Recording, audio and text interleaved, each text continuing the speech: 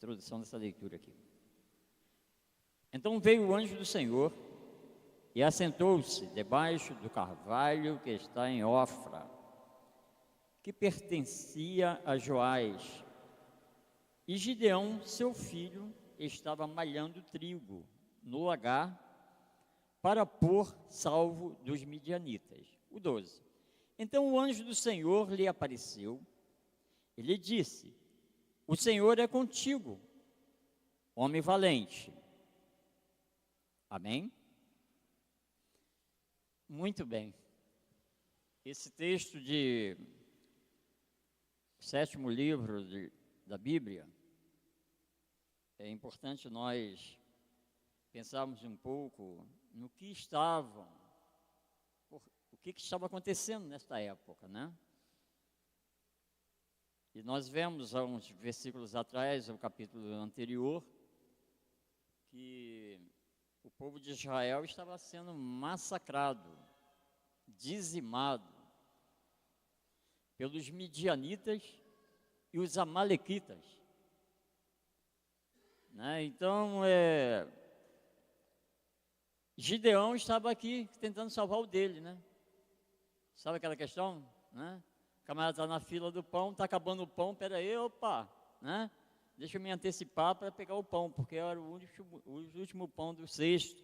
Então, Gideão, uma das coisas que a gente vê aqui é que os midianitas, eles entravam, e os amalequitas, eles entravam igual gafanhotos na lavoura, né, do trigo. E no caso aqui de Gideão, não era nem trigo que ele estava malhando, sabe? Porque pobre não tinha vez de comer trigo, pobre tinha vez de comer cevada. Quem comia trigo, irmão Jorge, era rico, era quem tinha dinheiro, né? O pobre, por sua vez, comia cevada. E a gente vai ver que Gideão, ele se coloca nessa posição de pobre. Ele se coloca que a família dele era mais pobre, está no mesmo capítulo, né? Ele coloca que a família dele é a mais pobre em Manassés e que ele é o menor da casa dele. O camarada tinha um complexo de inferioridade muito grande, o Gideão. Porque as circunstâncias externas mostravam a incapacidade deles, porque vinham os midianitas e os amalequitas saqueavam tudo que eles tinham, era boi, era ovelha, tudo que eles tinham era levado. Só que Gideão, ele estava aqui, ele pega o dele e vai escondido. Gideão não está aqui num lugar, aparentemente, né, que todos possam ver. Ele vai para o lugar que exatamente não era o lugar apropriado para a utilização de malhar o trigo, né? Que o lugar certo era a eira e não o lagar. E ele vai para o lagar ali e começa exatamente a malhar o seu trigo, a sua cevada. E ele escondidamente, sabe, ele está escondido.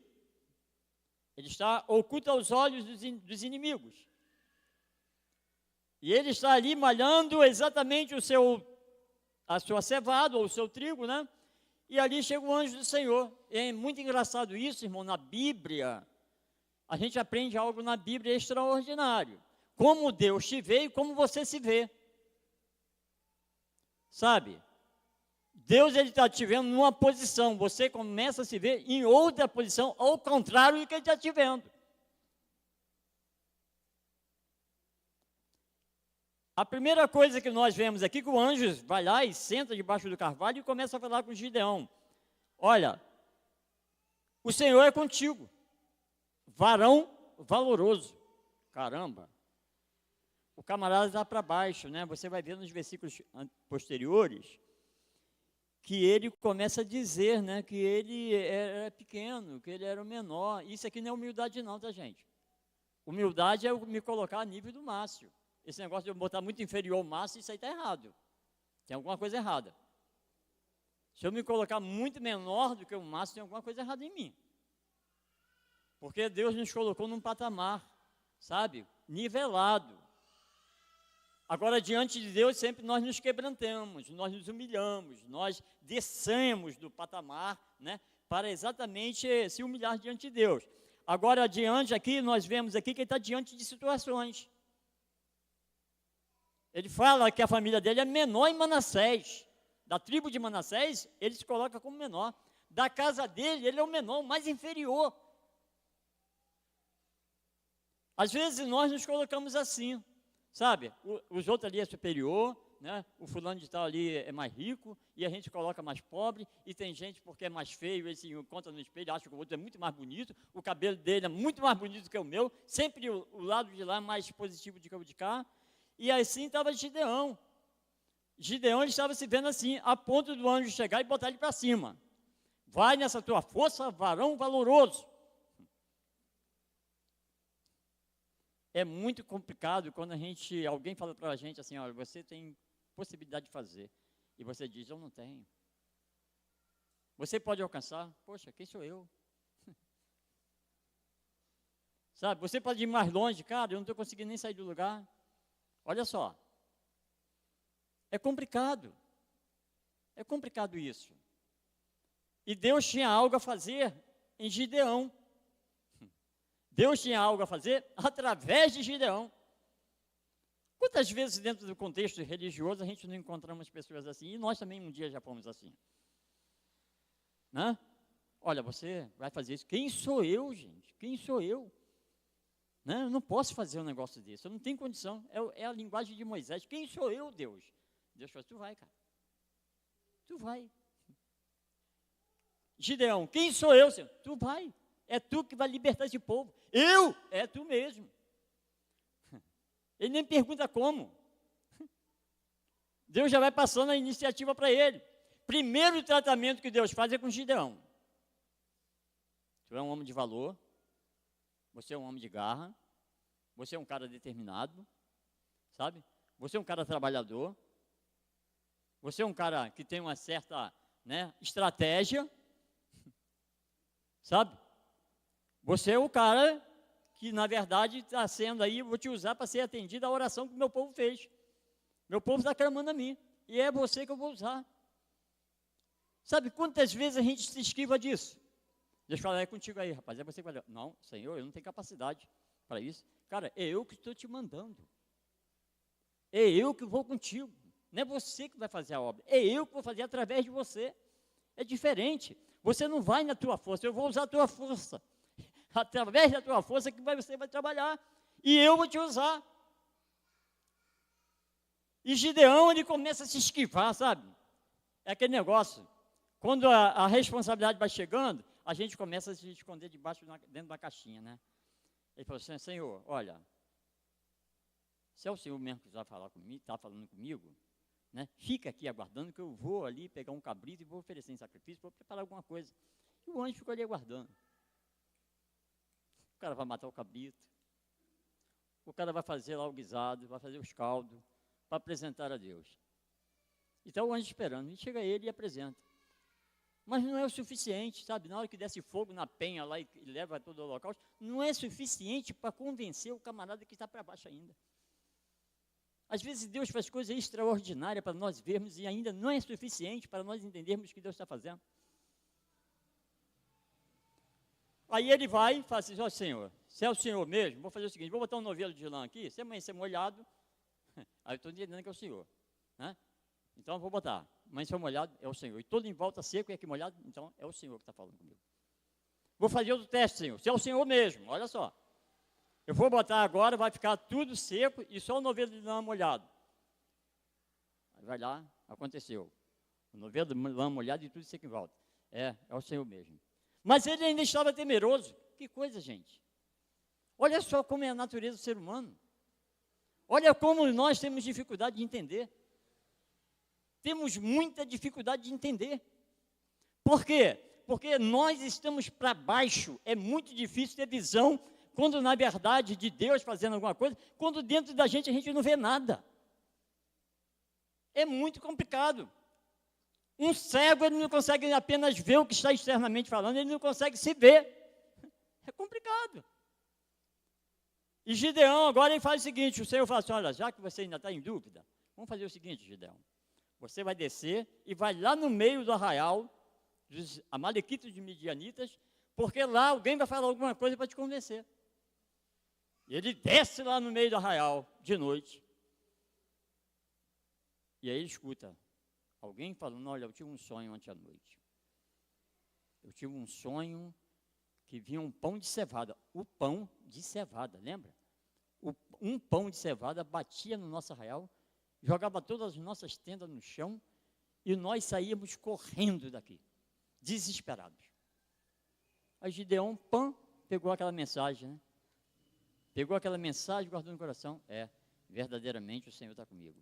Olha só quanta caminhada Deus teve que fazer, a paciência de Deus, a longanimidade de Deus, a misericórdia de Deus, para com Gideão, para ele entender que Deus estava trabalhando nele e ia trabalhar através dele. E agora Gideão está pronto para quê? Agora estou a todo vapor, né? Agora entendi a mensagem, Senhor. Agora estou bem. Agora estou cheio de fé, cheio do Espírito Santo. Agora sim, agora eu compreendi a tua mensagem. Agora eu vou.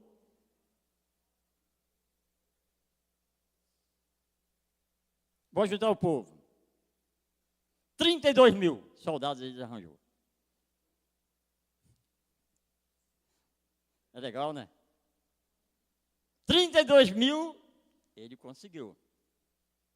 Olha, vamos batalhar contra os amalequitas. Vamos. De cada tribo veio um punhado. 32 mil.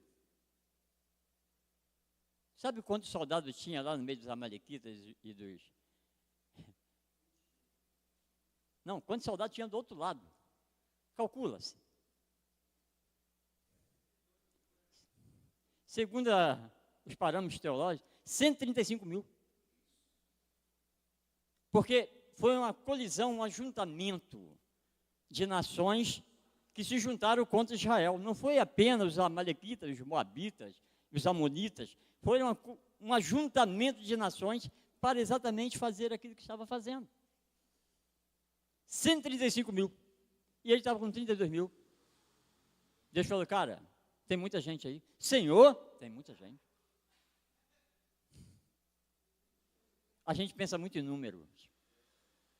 A gente pensa muito em quantidade. É ou não é? Não é assim que a gente pensa. Quantas pessoas vão? Pô, vai 2. Ah, não dá não. Pô, com esse tempo aí, gente, vai estar 2 pessoas na igreja só? Não vou não. 2 irmãos, o Zé e o Márcio. Ah, não vou não, gente, vou ficar na cama, poxa, está mais quente. Não, a igreja vai estar cheia. Opa, então eu vou. Né? Aquela divulgação boca a boca, né? Quantas pessoas estão indo no Cuida das Irmãs? Está indo 5. Semana passada foi 5, essa semana já foi 10. Vamos lá, irmãos. Quem sabe semana que vem tem 15. Aí você chega, tem 12. Né? Na outra semana tem 18, porque a falácia, a comunicação. E assim foi. Gideão foi comunicando, o povo foi comunicando, passando para frente a bola, né? E foi falando. 32 mil se juntaram e Deus falou, tem muita gente. De princípio, Deus tirou logo 10 mil de circulação. Melhor, 22 mil de circulação. 22 mil.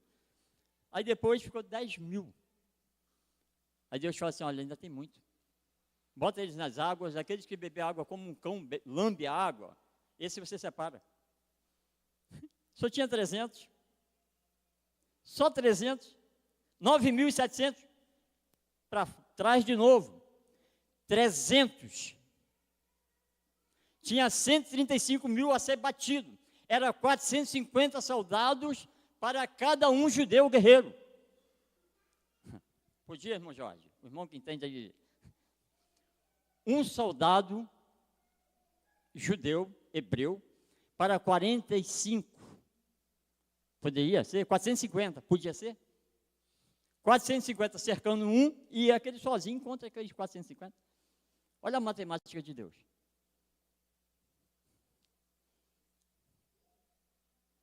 Mas o que Deus falou para Gideão? Esse povo todo será como um homem apenas. Não foi o que Deus tinha falado para ele? Deus falou para ele, será como um homem apenas. E tu vencerás com esses 300.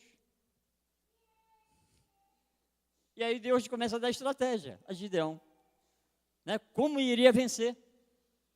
E engraçado, nesses textos que a gente vai lendo, a gente não encontra armas na mão de Gideão, a gente encontra cântaros e tocha. não encontramos uma arma, uma espada, encontramos cântaros e tochas acesas. E eles foram, cada um, né, se espalhado, 100 para um lado, 100 para o outro, 100 para o outro. E Gideão, ó, segundo a minha ordem.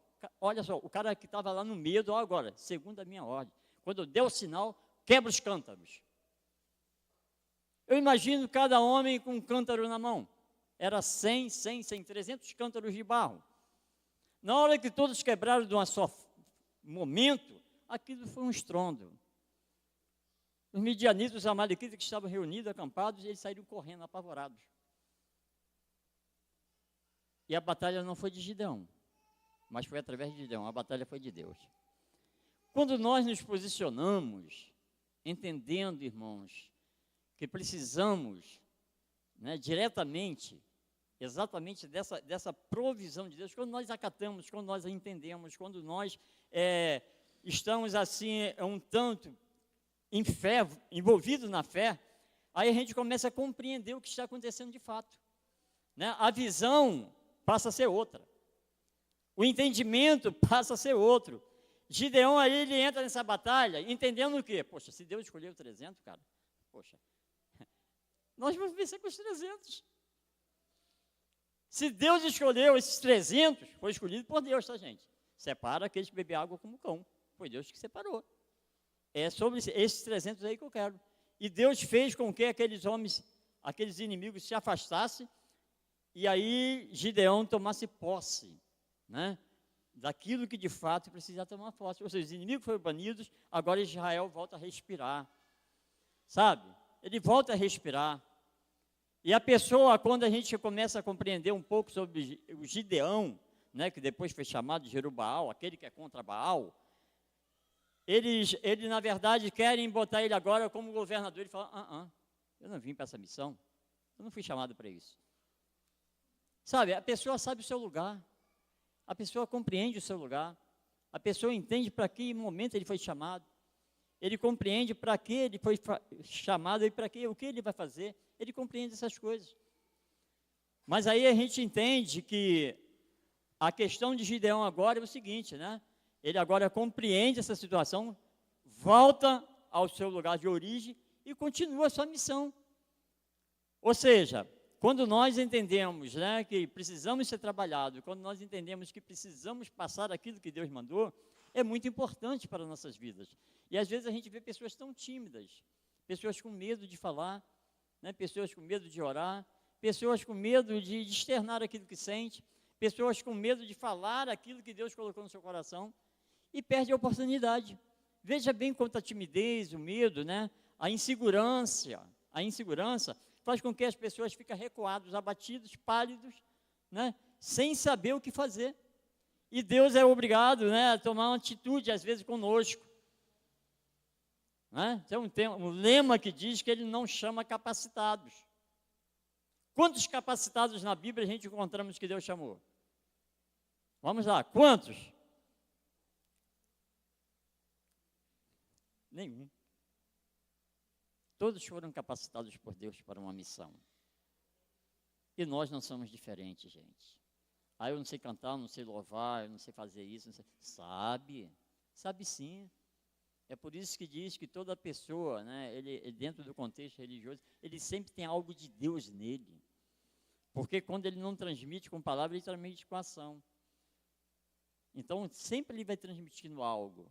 Então, quando você se posiciona, quando eu me posiciono nessa questão de entender o que Deus quer fazer através de mim, sabe? É muito importante quando nós entendemos essa obra. Hoje eu vejo pessoas, né, se deslocando, eu vejo meninas falando aqui na igreja, eu fico tão alegre, sabe? De ver as irmãs falando aqui na igreja, que anteriormente a gente via que elas diziam que não. Dizia que não tinha capacidade, dizia que é uma questão também, não, tem muitas pessoas melhores do que eu, olha só, que complexo de inferioridade. Tem muitas pessoas superiores a mim, que complexo de inferioridade.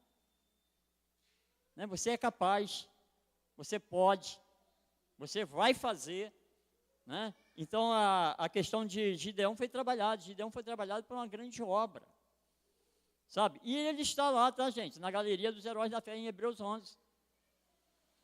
Pela fé, Gideão com 300 homens venceu a batalha contra os midianitas e os amalequitas. pela fé. A nossa luta sempre será pela fé nessa caminhada. A nossa luta nunca será pela nossa força, nosso potencial. Se o nosso potencial não se render, o camarada se subestimar, o infrável, ele precisa se submeter exatamente ao senhorio de Cristo. Até porque Cristo sempre será o cabeça. E nós somos corpo. Então é muito importante quando nós fazemos a nossa lição de casa, se somos apenas um pelo, aqui dos dedos, seremos esse pelo, mas vai ser útil. Precisamos fazer essa diferença. Se somos apenas uma cartilagem, sejamos uma cartilagem, entendemos para isso, porque temos a função neste corpo. A cabeça ninguém é, mas um dedo nós somos, uma unha nós somos, somos parte aí do corpo, em alguma parte do corpo nós fazemos parte. Então é muito importante quando nós entendemos isto, sabe? E todos nós somos funcionais, amém? Todos nós somos funcionais, precisamos entender isso.